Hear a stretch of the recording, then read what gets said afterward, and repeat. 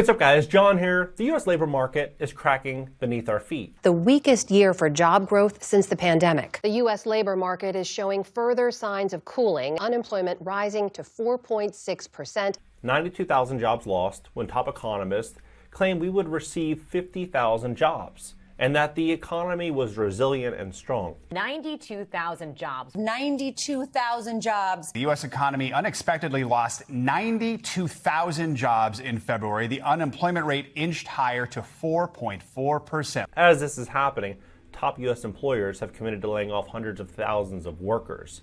The Magnificent Seven, they've committed to investing $680 billion in AI. Alphabet, Microsoft, Meta, Amazon expected to spend a combined $600 billion in CapEx. That's this year alone. And as the crisis overseas continues to escalate, they claim that we could see oil prices hitting $150 to $200 a barrel. War with Iran continues to take a toll on the U.S. economy. Oil prices now surging after the attack. Crude oil prices are now up more than 20% over the past week, which would then get passed on to U.S. consumers through household items, food, car insurance, everything. Everything will continue to rise in prices. So you have to ask yourself, what gives?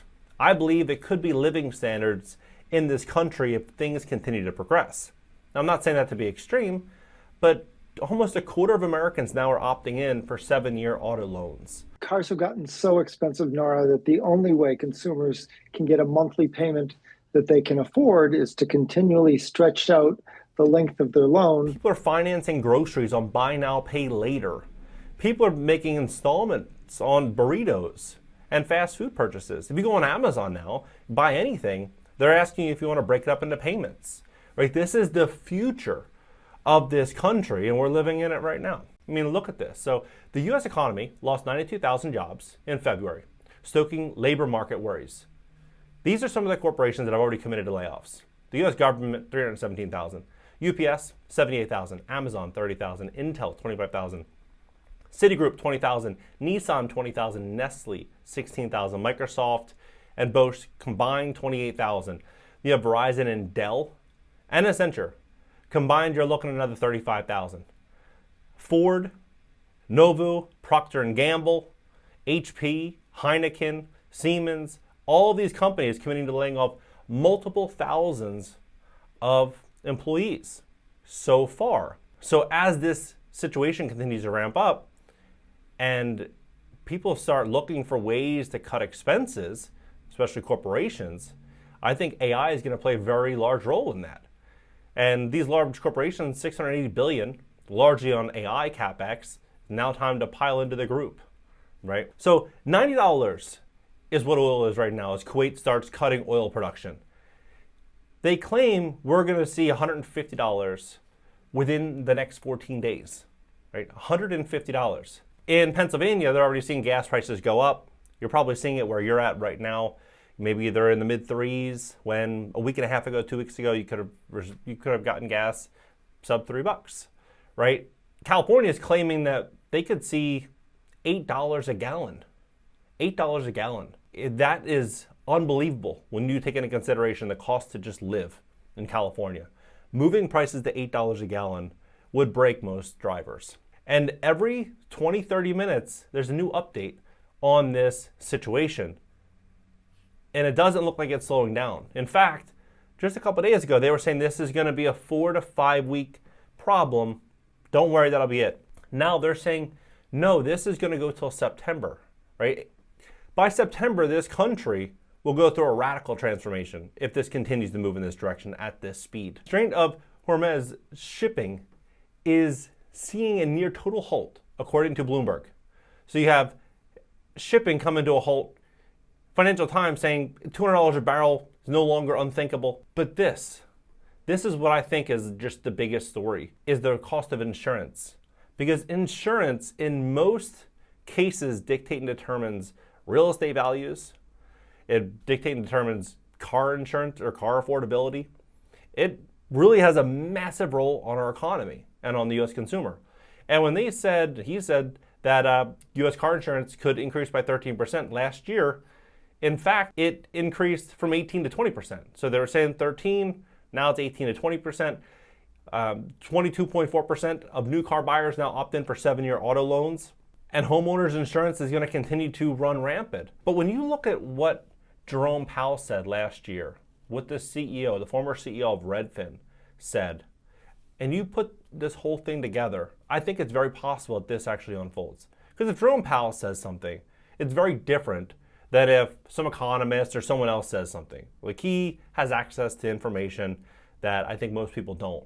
And when he's going to go out on a stage and put a message out there, it's for millions and millions and millions of Americans to know this is coming from someone of high authority and status, and to just brace yourself for this. So home insurance, they said up 23% in 2025. Now, what Jerome Powell said is, Jerome Powell said in the United States, which doesn't do that, we have the highest price in the world. Powell is observing that we can't moderate the risk of homeowners of insurance in some ways so that mortgage lenders feel more comfortable. We don't get mortgages. That obviously creates a very dire situation. As Powell said, it will fall on homeowners, residents, but also on the state and local governments. What you see happening is where private insurers are going away. States are stepping in because they want those areas to remain prosperous.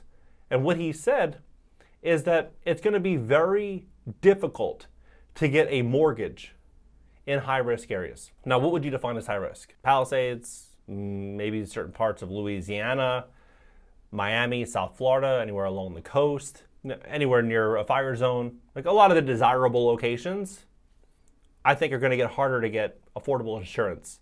Because if this situation unfolds and oil prices continue to rise, that's going to get pushed on to policyholders, right? The cost of materials is going to continue to go up. The cost of everything is going to go up. And they're in a business, and that business needs to remain profitable for them. They're going to push those costs onto the consumer.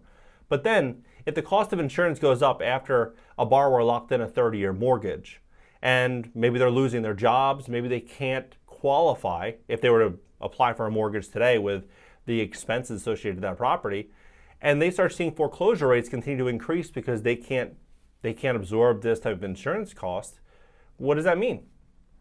It means that these lenders are going to be much more careful with whom they lend money to. And so we could see a big tightening in mortgage lending in certain pockets of this country, right? This wealth divide could grow over this.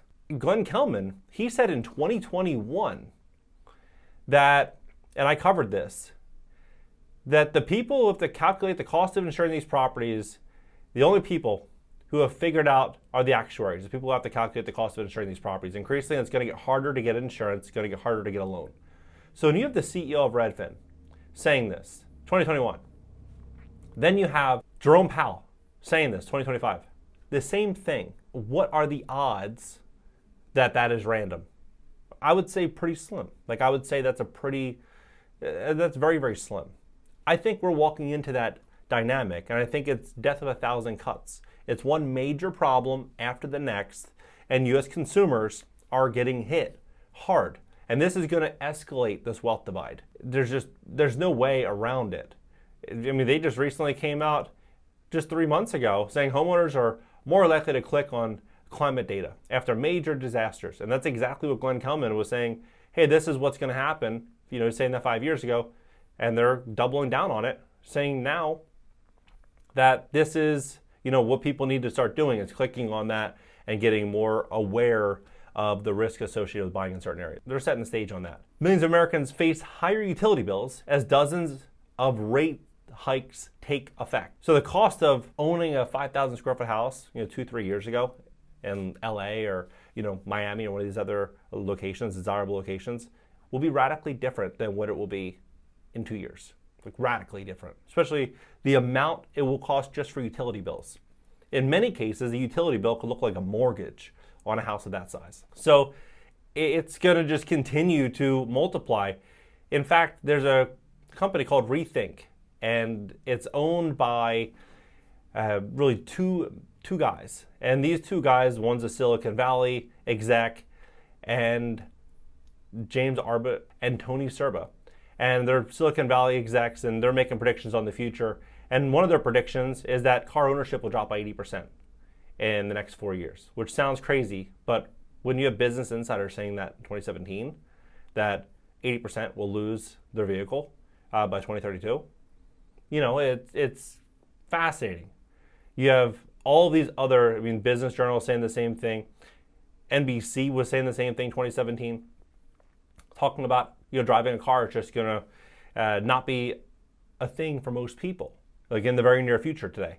So when you have this direction that we're moving in, this is from this gentleman right here, it looks pretty clear to me that there's no stopping this train. Fast food industry report 2026, $868.19 billion by 2030 from 658, right? So they're projecting, 25% or so increase in fast food revenue.